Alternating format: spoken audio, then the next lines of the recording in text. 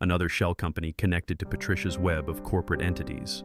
The survey covered a 12-square-mile area that included my farm and all of Willowbrook Estates. The estimated recoverable natural gas reserves were worth between $8 and $12 million.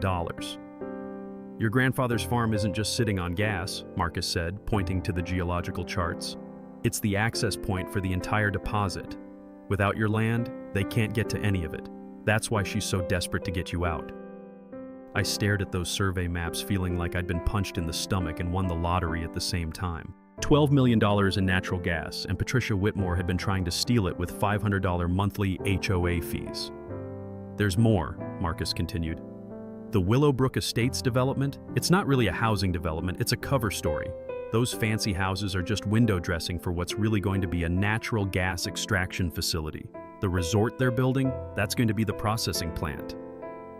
Everything suddenly made horrible, perfect sense. The upscale houses to make the development look legitimate. The HOA to control the surrounding property. The systematic harassment to force out anyone who might ask inconvenient questions. Patricia hadn't just been stealing my land, she'd been running a con game that would have made P.T. Barnum proud. "What's our move?" I asked. Marcus grinned like a wolf who'd just spotted a particularly fat sheep. "We're going to give Ms. Whitmore exactly what she's been asking for, a fight. But this time, we're going to fight on our terms." That night, I sat on Earl's old porch swing, listening to the creek babble and the cattle settling down for the evening. My grandfather had always said that the land would take care of the family if the family took care of the land. He just never mentioned that sometimes taking care of the land meant going to war with people who wanted to steal it. But war was exactly what Patricia Whitmore was about to get. Marcus's revelation changed everything. This wasn't David versus Goliath anymore, this was David versus Goliath, except David just found out he was sitting on a mountain of gold, and Goliath had been trying to steal it with a fake charity collection. Within 24 hours, I had a war council assembled in my kitchen that looked like something out of a political thriller. Marcus Thompson with his stack of surveillance photos and financial documents, Jimmy Fitzgerald with his legal briefs and Tennessee statute books, and my cousin Tommy Morrison, who'd driven down from Nashville where he worked as an investigative reporter for Channel 5 News. "All right," I said, spreading Earl's old survey maps next to Marcus's modern geological reports. "Patricia thinks she's playing chess while I'm playing checkers. Time to show her I've been playing poker." Our strategy had 3 prongs, like a military operation Earl would have appreciated. First, the legal offensive. Jimmy was filing motions faster than a machine gun fires bullets. A challenge to the HOA's authority over pre-existing property. A motion to dismiss all violation notices based on selective enforcement. And the big one, an ethics complaint with the Tennessee Bar Association for Patricia's undisclosed conflicts of interest. "Here's what most people don't know," Jimmy explained, pulling out a thick manual of legal ethics. "When a lawyer represents multiple parties with conflicting interests without disclosure, it's grounds for disbarment. Patricia representing both the HOA and the development company while personally profiting from forced land sales, that's about as unethical as it gets." Second, the financial investigation. Marcus was following the money trail like a bloodhound tracking an escaped convict. He'd traced Patricia's shell companies through 3 states and found connections to a Nashville development firm with ties to out-of-state energy companies. "She's not the mastermind," Marcus told us, pointing to a flowchart that looked like a corporate family tree designed by someone on hallucinogens. "She's middle management. The real money is coming from Apex Energy Solutions out of Houston. They've been buying up mineral rights across Tennessee through shell companies and local front people." The beauty of Marcus's investigation was that everything was documented through public records. Corporate filings, property transfers, even Patricia's gambling losses were tracked through casino loyalty programs that she'd stupidly signed up for using her real name. Third, the media strategy. Tommy had connections throughout Nashville's news media, and he was already pitching the story to his investigative team. "HOA corruption is hot right now," Tommy explained, scrolling through his phone for examples. "People are fed up with petty neighborhood dictators. But this isn't just HOA abuse, this is corporate fraud using HOA harassment as cover." That's front-page material. The plan was elegant in its simplicity. We'd let Patricia continue thinking she was winning while we built an airtight case against her. Jimmy would keep fighting the legal battles publicly while quietly preparing the ethics complaint. Marcus would continue documenting Patricia's financial crimes, and Tommy would prepare a media expose timed for maximum impact. But we needed one more element: community support. That's where Mary Beth Chen became our secret weapon. Turns out the sweet elderly widow was a retired school principal who'd been organizing community events since before Patricia was born. Over coffee and homemade biscuits that could have won awards at the county fair, Mary Beth revealed that Patricia had been harassing other property owners too. The Hendersons got fined for their vegetable garden being unsightly, Mary Beth told us, her voice carrying the righteous anger of someone who'd spent 40 years dealing with bullies. Bob Mitchell was cited for his solar panels being the wrong color, and don't get me started on what she did to the widow Thompson about her late husband's workshop. Mary Beth's network of neighbors, the ones who remembered when this was all farmland and community meant something more than property values, was already organizing. Quietly, carefully, but organizing nonetheless. Meanwhile, I was preparing my own surprise. Using Earl's mineral rights documentation, I'd been negotiating with Tennessee Energy Partners for a legitimate drilling lease. Not the kind of extraction facility that Patricia's people wanted to build, but modern, environmentally responsible drilling that would leave the surface land untouched. The contract was sitting on my kitchen table, ready to sign. $12 million over 10 years with the first payment of $1.2 million due upon signing. Not only would it solve all my financial problems, but it would also make Patricia's entire scheme worthless. The beautiful thing, Marcus said, grinning like a cat who'd cornered a mouse, is that she's boxed herself in.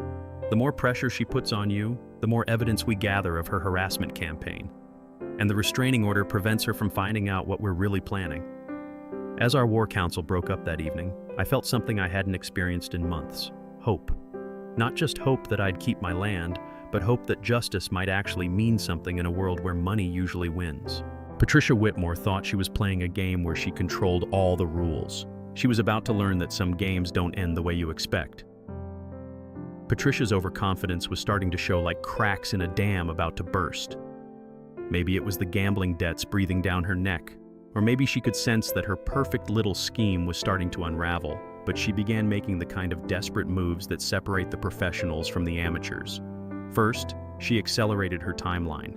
What had been a slow-burn harassment campaign suddenly shifted into overdrive.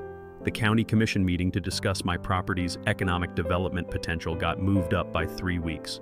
Patricia started showing up at local business meetings, talking about jobs and tax revenue like she was running for mayor instead of trying to steal a farm. The presentation she gave to the Rotary Club would have been impressive if it hadn't been built on lies thicker than molasses. Charts showing projected employment numbers. Tax revenue estimates that made it sound like my little farm was going to single-handedly fund the county's budget. She even had architectural renderings of what the Tennessee Gateway Energy Center would look like, all glass and steel and modern efficiency, sitting right where Earl's barn currently stood. But Patricia's biggest mistake was underestimating how desperate she really was and how far she'd go to protect her scheme. I found out just how far when I came home from work on a Thursday evening to find my farmhouse had been burglarized. Not robbed, burglarized. They'd gone through the place like they were looking for something specific, and they'd found it. Every document related to Earl's estate, every piece of correspondence about mineral rights, every survey map and property deed, gone. The weird part? They left everything valuable. My grandfather's antique Winchester rifle still hung over the fireplace. Earl's coin collection sat untouched on the kitchen counter. Even my laptop and television were exactly where I'd left them. But every piece of paper that could prove my family's claim to mineral rights had vanished like smoke. The sheriff's deputy who took the report was the same guy who'd served me Patricia's restraining order. He walked through my house with the enthusiasm of someone investigating a missing cat, taking notes that probably said stuff was moved around and homeowner seems upset. "Any idea who might want to do this?" he asked, like he was reading from a script. "Yeah," I told him. "Someone who doesn't want me to have proof of my mineral rights." He gave me the kind of look that said he thought I'd been watching too many conspiracy movies. "Mr. Morrison, maybe you should consider that someone was looking for valuables and just made a mess. These rural break-ins happen all the time. Rural break-ins that only steal property documents." Right. But here's the thing about trying to destroy evidence in the digital age. It's harder than people think. I'd already scanned and uploaded copies of Earl's most important documents to a cloud storage account that Marcus had set up. The burglars got the originals, but the legal information was still safe. More importantly, they'd just committed a federal crime. Breaking and entering to interfere with a legal proceeding isn't just burglary, it's obstruction of justice. And thanks to the security cameras that Marcus had installed the week before, we had everything on video. Well, almost everything. The camera covering my back door had mysteriously malfunctioned just hours before the break-in. The kind of malfunction that happens when someone who knows about surveillance systems wants to create a blind spot. But the camera covering my driveway caught something interesting. A white BMW X5 parked down the road for 20 minutes during the time of the burglary. Patricia was getting sloppy, and sloppy criminals make the best kind of evidence. The next escalation came through the rumor mill that small towns specialize in. Anonymous flyers started appearing on car windshields around town, questioning my financial stability and mental state. Carefully worded to avoid outright libel, but designed to plant seeds of doubt about the crazy farmer who was interfering with economic development. The flyers mentioned my history of conflict with neighbors and pattern of harassment against community leaders. They talked about how opposing the energy development project would cost the county hundreds of jobs and millions in tax revenue. Classic divide and conquer tactics, making me the villain in my own story. But the rumor campaign backfired spectacularly when Mary Beth Chen got hold of one of the flyers. She recognized the premium paper stock and professional layout, the same kind Patricia's law firm used for their marketing materials. More importantly, she recognized the legal disclaimers at the bottom, written in the same lawyer speak that Patricia used in all her HOA communications. "Honey," Mary Beth told me over coffee, waving the flyer like evidence in a murder trial, "Patricia Whitmore may be a lawyer, but she's not very good at covering her tracks. This thing has her fingerprints all over it, figuratively speaking." That's when I realized Patricia wasn't just getting desperate, she was getting reckless. And reckless opponents make mistakes, the kind of mistakes that turn defense into offense and turn victims into victors. All I had to do was give her enough rope to hang herself.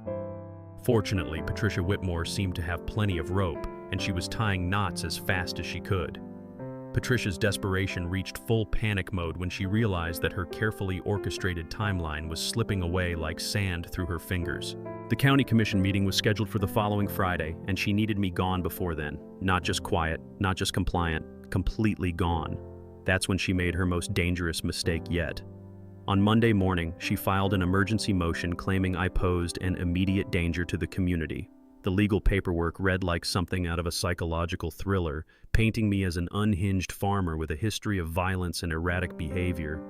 She claimed I'd been making threats against neighbors, stockpiling weapons, and showing signs of increasing mental instability. The evidence? Completely fabricated. Affidavits from concerned neighbors describing incidents that never happened. Police reports that had been filed but never investigated. Even a psychiatric evaluation from a doctor I'd never met, claiming I suffered from paranoid delusions about property rights. Jimmy Fitzgerald called me at 6 in the morning, his voice tight with worry. "Jake, they're asking for immediate seizure of your property pending a mental health evaluation. The hearing is this afternoon. They're not messing around anymore." But here's the thing about emergency motions. They have to be based on actual emergencies. And Patricia's fake emergency was about to collide with Marcus's very real evidence gathering.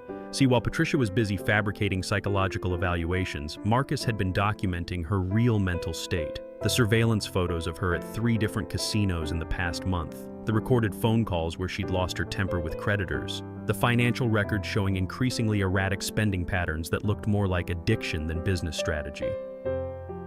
"Your HOA president," Marcus told me, spreading out the latest batch of photographs, "has been gambling away money that doesn't belong to her.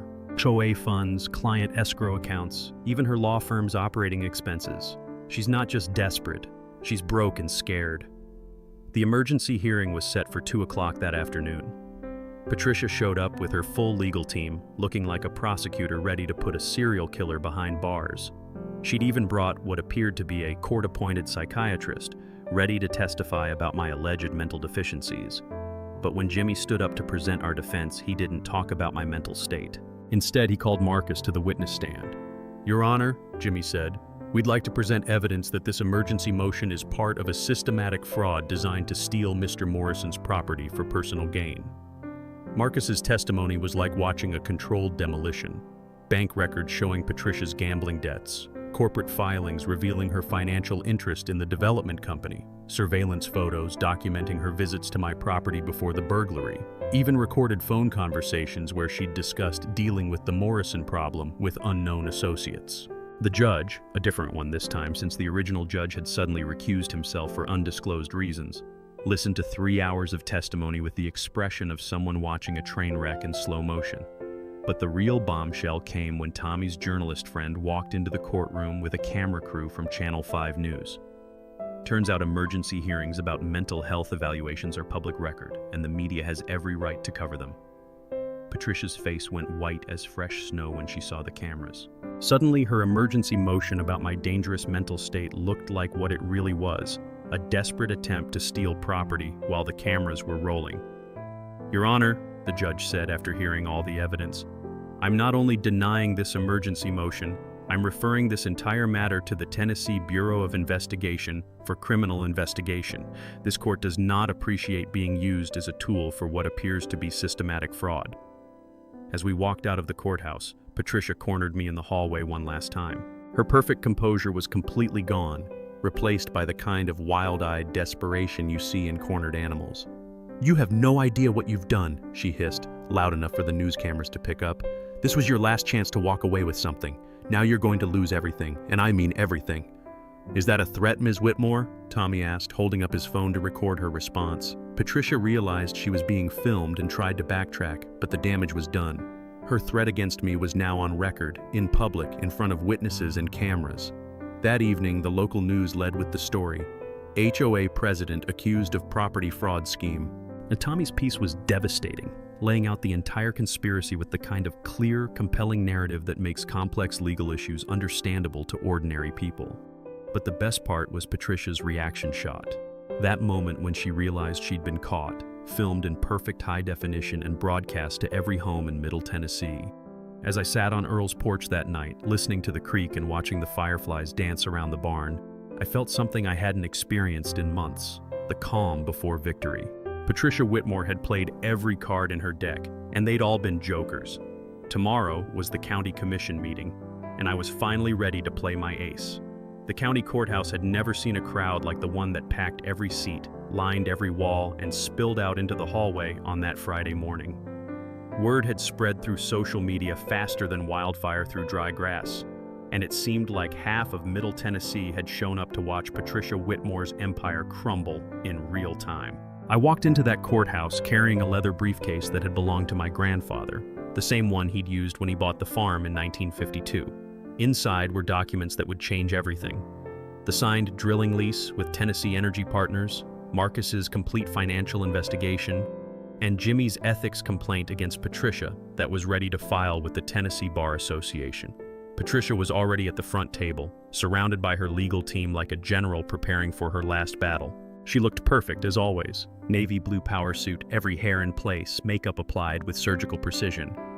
But I could see the cracks in her armor, the slight tremor in her hands, the way her eyes kept darting toward the packed gallery like she was looking for escape routes. The county commissioners filed in looking like they'd rather be anywhere else on earth. These were small-town politicians who'd signed up to debate road budgets and zoning variances, not navigate federal fraud investigations and statewide media attention. Commissioner Hayes, the chairman, gavelled the meeting to order with all the enthusiasm of a man attending his own funeral. "We're here to consider the economic development proposal for the Morrison property. Ms. Whitmore, you may present." Patricia stood up and launched into the performance of her life. Charts and graphs showing job creation numbers, tax revenue projections that made the development sound like the economic salvation of the entire county, artists' renderings of the gleaming Tennessee Gateway Energy Center that would bring prosperity to everyone. "Ladies and gentlemen," she said, her voice carrying that sweet southern honey that had fooled so many people for so long, "this represents a $12 million investment in our community's future. 200 permanent jobs, $5 million annually in tax revenue. The choice is simple: progress or stagnation." The crowd murmured appreciatively. Patricia's presentation was polished, professional, convincing. If you didn't know the truth, you'd think she was offering the deal of a lifetime. Then Commissioner Hayes called for public comments, and I stood up. "My name is Jake Morrison," I said, walking to the podium with Earl's briefcase. "I own the property you're discussing. I'd like to share some information that Ms. Whitmore may have forgotten to mention." I opened the briefcase and pulled out Marcus's financial investigation. "Patricia Whitmore owns 15% of the development company that's asking you to seize my land." She's been using her position as HOA president to harass me into selling at below-market prices, and she's been doing all of this while hiding the fact that my property sits on top of natural gas deposits worth over $10 million. The courtroom erupted like a stadium after a touchdown.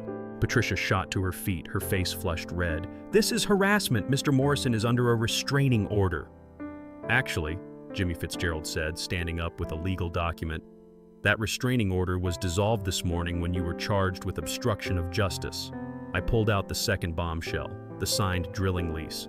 "I've already leased my mineral rights to Tennessee Energy Partners, legal, environmentally responsible drilling that will generate $12 million over 10 years while preserving the surface land for farming. Ms. Whitmore's development proposal is not only fraudulent, it's unnecessary." The commissioners looked like they'd been hit by lightning. Commissioner Hayes leaned forward, studying the drilling contract I'd handed him. "Mr. Morrison, are you saying this development proposal was based on false information?" "I'm saying Patricia Whitmore has been running a con game to steal my family's land," I replied, "and I have the evidence to prove it." That's when the FBI agents identified themselves from the back of the room. Special Agent Martinez stepped forward, badge visible, speaking in the kind of calm, authoritative voice that makes guilty people panic. "Ms. Whitmore, you're under arrest for conspiracy to commit fraud, obstruction of justice, and violation of federal civil rights statutes." Patricia's perfect composure finally shattered completely. "This is impossible. You can't do this. I have connections. You have the right to remain silent," Agent Martinez continued, as his partner moved behind Patricia with handcuffs. The courtroom exploded into chaos. News cameras captured every moment as Patricia Whitmore was led away in handcuffs, her legal team scrambling to distance themselves from their suddenly toxic client. But the moment that made it all worthwhile was when I looked up at the gallery and saw Mary Beth Chen leading a standing ovation that started with the older residents and spread through the entire crowd like a wave. As the noise died down, Commissioner Hayes banged his gavel one final time. "The economic development proposal is hereby withdrawn. Mr. Morrison, congratulations on your drilling lease. And Ms. Whitmore," he paused, looking at the empty chair where she'd been sitting, "Ms. Whitmore is no longer a problem."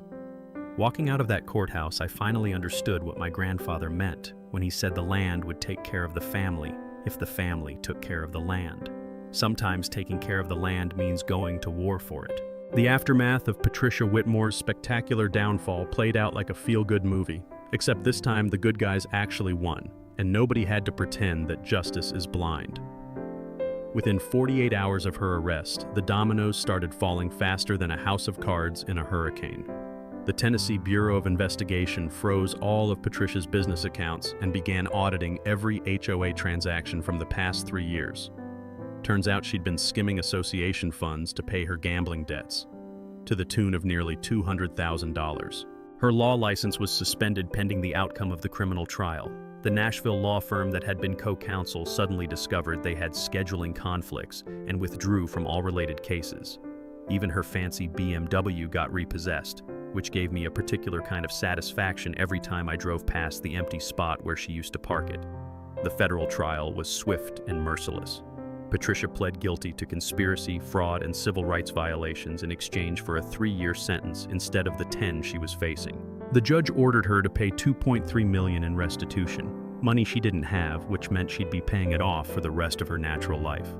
But the real victory wasn't seeing Patricia in an orange jumpsuit. It was what happened to my community afterward. The gas drilling started 6 months later, and Tennessee Energy Partners kept every promise they'd made. Minimal environmental impact with horizontal drilling that barely touched the surface. 50 local jobs during the construction phase, 20 permanent positions afterward. And that first royalty check for $1.2 million hit my bank account exactly when they said it would. I used that money to do something Earl would have been proud of. I established the Earl Morrison Community Fund, dedicated to supporting family farms throughout Tennessee, scholarships for agricultural students at the university, low-interest loans for young farmers trying to buy their first land, and a legal defense fund for any landowner facing the kind of harassment I'd endured. The HOA dissolved itself by unanimous vote once Patricia was gone. Without her iron fist holding it together, the homeowners realized they didn't actually need 17 pages of rules about mailbox colors and approved shrub varieties. Mary Beth Chen was elected to head a new, simplified neighborhood association that focused on actual community needs instead of petty power games. I kept farming because that's what Morrisons do. expanded the operation with some of the royalty money, bought 40 more head of cattle, and restored Earl's old dairy barn to working condition. My girlfriend Sarah moved in last spring, and we're planning a wedding next fall right here on the farm, under the oak tree where Earl used to sit and watch the sunset. The annual Earl Morrison Harvest Festival has become the biggest community event in the county. 5,000 people showing up every October for bluegrass music, local food vendors, and a celebration of what small-town Tennessee used to be before developers started turning farmland into subdivisions with pretentious names. Patricia's story became a cautionary tale that spread far beyond our little corner of Tennessee. Tommy's investigation won a regional journalism award, and the documentary that Netflix made about the case turned me into something of a folk hero for property rights advocates. I still get emails from people facing similar HOA harassment, asking for advice on how to fight back. My advice is always the same. Document everything, know your rights, and never underestimate the power of community when people decide to stand together against bullies. The land that Earl Morrison bought with a handshake and a promise is still in the Morrison family, and it always will be. The drilling royalties ensure that future generations will never have to worry about medical debt or mortgage payments or HOA queens trying to steal what their ancestors built. But the best part of this whole story isn't the money or the justice or even the satisfaction of watching Patricia get what she deserved. It's sitting on Earl's old porch swing on a summer evening, listening to the creek babble and the cattle settling down for the night, knowing that some things in this world are still worth fighting for. Now, if you've got your own HOA nightmare story, drop it in the comments below. I want to hear how the petty dictators in your neighborhood are making life miserable for ordinary folks just trying to live in peace. And if this story fired you up, hit that subscribe button. I've got more David versus Goliath stories coming your way, because believe it or not, sometimes the little guy actually wins. Next week, how a retired teacher took down a corrupt school board and saved her town's only library. Trust me, you won't want to miss that one.